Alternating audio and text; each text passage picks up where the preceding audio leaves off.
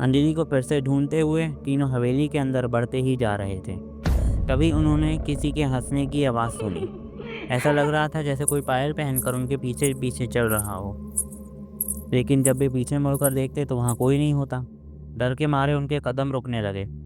अब उन्हें हवेली के अंदर आने का पछतावा हो रहा था, लेकिन अंजलि को भी ढूंढना जरूरी था, इसलिए वे बाहर जाने की हिम्मत नहीं जुटा पा रहे थे।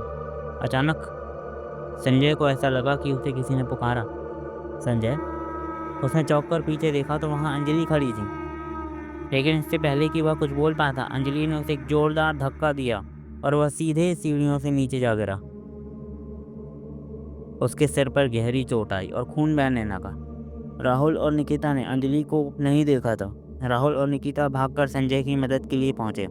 उन्होंने किसी तरह संजय को उठाया और उसके बहते खून को रोकने की कोशिश की। अब उनके पास बस एक ही रास्ता था, हवेली से बाहर भागना। वे जैसे तैसे उठे और बाहर की ओर दौड़े। जैसे ही वे हवेली के बाहर निकले, हवेली का दरवाज़ा अपने आप तेज आवाज़ के साथ बंद हो गया।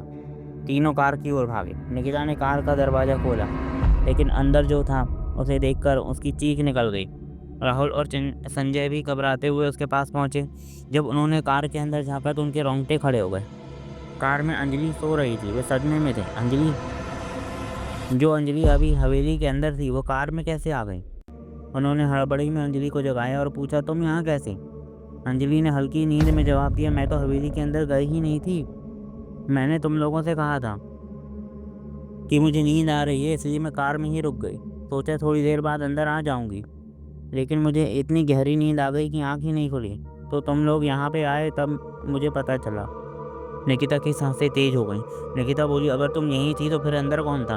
अंजलि चौंक गई, मतलब मैं तो यहीं थी, मुझे नहीं पता अंदर कौन था। संजय गुस्से में बोला, तुम हमारे साथ मजाक कर रही हो। तो खुद हवेली के अंदर गई होगी और हमें डराकर वापस कार में आकर सो गई होगी। अंजलि ने भी गुस्से में कहा, ऐसा नहीं हो सकता। राहुल ने कार बाहर से लॉक कर दी थी, मैं चाह कर भी नहीं निकल सकती। जब मैं जागी थी बीच में तो मैंने सोचा था कि मैं भी अंदर चले जाऊं, पर कार लॉक थी, इसलिए मैं अंदर ही रह गई। मैं यहीं थी। राहुल, संजय और निकिता के चेहरे पर डर साफ दिखाई दे रहा था। अगर अंजलि सच कह रही थी तो हवेली के अंदर जो था वो कौन था? निकिता अपनी कांपती। राहुल, संजय और निकिता के चेहरे पर डर साफ झलक रहा था। अंजलि सच कह रही थी तो हवेली के अंदर वो कौन था? निकिता कांपती आवाज़ में बोली, इन सब बातों का अभी समय नहीं है, चलो यहाँ से चलते हैं पहले। राहुल ने फौरन कार स्टार्ट की और वे लोग शहर की ओर निकल पड़े। कुछ देर बाद अंजलि कार में फिर सो गई। तभी निकिता की नज़र उसके कंधे पर पड़ी। वह सन्न रह गई। अंजलि के कंधे पर वही चोट का निशान था जो हवेली के अंदर वाली अंजलि के कंधे पर था। अब निकिता पूरी तरह डरी हुई थी। अंजलि कार में ही सोच रही थी कि अगर ये अंजलि सच में कार में थी तो हवेली के अंदर कौन था? अगर अंजलि हवेली में थी तो ये कार में कैसे पहुंची? वो ये सब सोच ही रही थी कि अचानक एक जोरदार आवाज़ के साथ कार रुक गई और अब वो शहर से कई किलोमीटर दूर एक सुनसान घने जंगल में फंसे हुए थे। अगर आपको हमारी ये कहानी पसंद आई है तो वीडियो को लाइक करें।